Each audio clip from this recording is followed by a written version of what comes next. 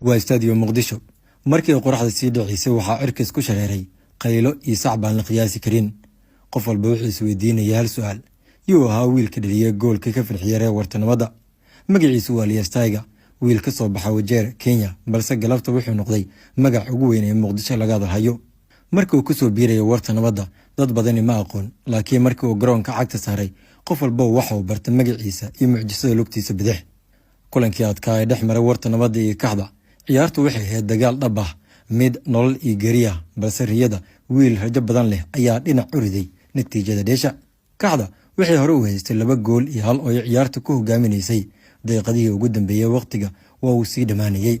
taageerayaasha wartanimada ee ku sugnaa Stadio Muqdisho waxay ahaayeen kuwo aamusan wajigoodana waxa ka muuqday walwal iyo niyad-jab laakiin si lama filaan ah waxa ugu farxiyay wiil wajigiisu ay ka muuqato kalsooni magaciisuna yahay Liestaiga wiilkaas oo ka soo tafaxiitay Wajeer Kenya haddana garoomada Muqdisho gilgilaya Liestaiga wuxuu helay kubad dhexda si degan ayuu u maariyay isagoo shabaqa ku shubay goolkii barbaraha ciyaarta ka dhigay 2 gool iyo 2 garoonku waa uu gilgishay magaciisa ayaa cirkiis ku shareeray wuxuuna noqday geesiga wartanimada ee horseeday wareegga 16